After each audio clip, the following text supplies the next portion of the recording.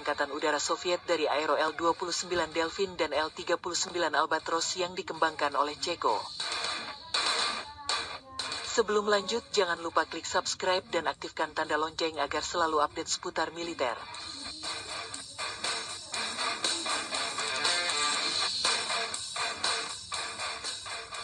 Lima desain termasuk Sukhoi S-54, Myasishchev M-200, Mikoyan MiG-AT, dan Yakovlev Yak-UTS diajukan.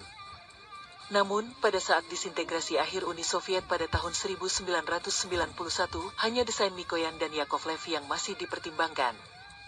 Dengan Rusia yang baru merdeka dalam krisis ekonomi dan sosial, dana terbatas dan pembangunan berjalan lambat.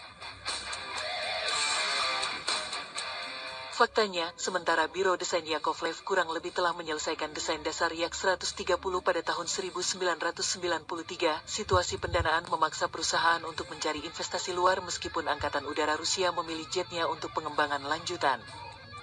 Dengan demikian, Yakovlev menandatangani perjanjian kemitraan untuk mengembangkan bersama dan memasarkan Yak-130 dengan perencana udara Italia Air Maci pada tahun yang sama. Ketika pengembangan berlanjut, pesawat uji Yak-130D pertama melakukan penerbangan perdananya dari lapangan terbang Gromov pada tanggal 25 April tahun 1996.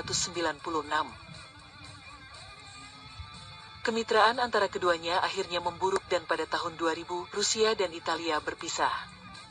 Italia membayar perusahaan Rusia $77 juta untuk dokumentasi teknis Yak-130 dan kemudian mengembangkan versi pesawat mereka sebagai Master Alenia Air Maci M346 yang melayani dengan sejumlah angkatan udara barat.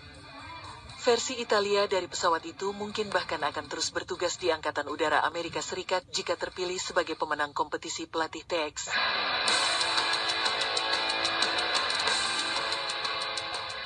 Yakovlev yang sekarang bagian dari Irkut Corporation, melanjutkan pengembangan Yak-130 untuk pasar domestiknya dan akhirnya mengalahkan MiG-AT pada tanggal 16 April tahun 2002 ketika dipilih untuk persyaratan pelatih Angkatan Udara Rusia.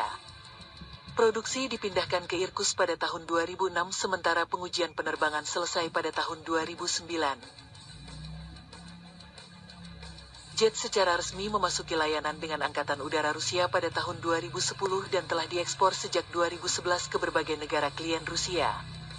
Rusia saat ini memiliki sekitar 95 jet yang beroperasi sementara Belarus memiliki 8. Aljazair dan Bangladesh masing-masing memiliki 16 pesawat sedangkan Myanmar memiliki 12 pesawat dengan 6 lainnya dipesan. Suriah juga telah memerintahkan 26 Yak-130, tetapi status pesawat-pesawat itu tidak jelas.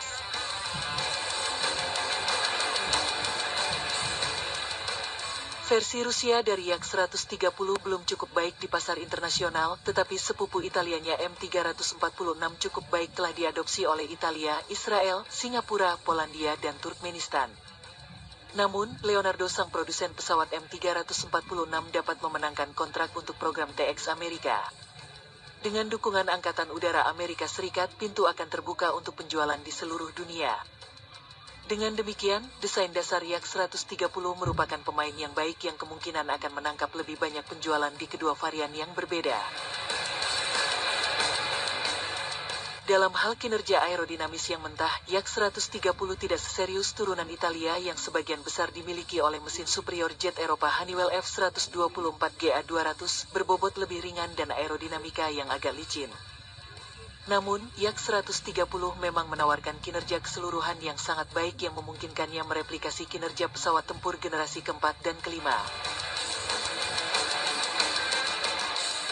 Memang, jet Rusia dapat mempertahankan penerbangan terkendali yang stabil pada sudut serangan hingga 35 derajat yang mirip dengan kemampuan jet seperti MiG-29, Su-30 dan bahkan tipe barat seperti FA-18EF Super Hornet.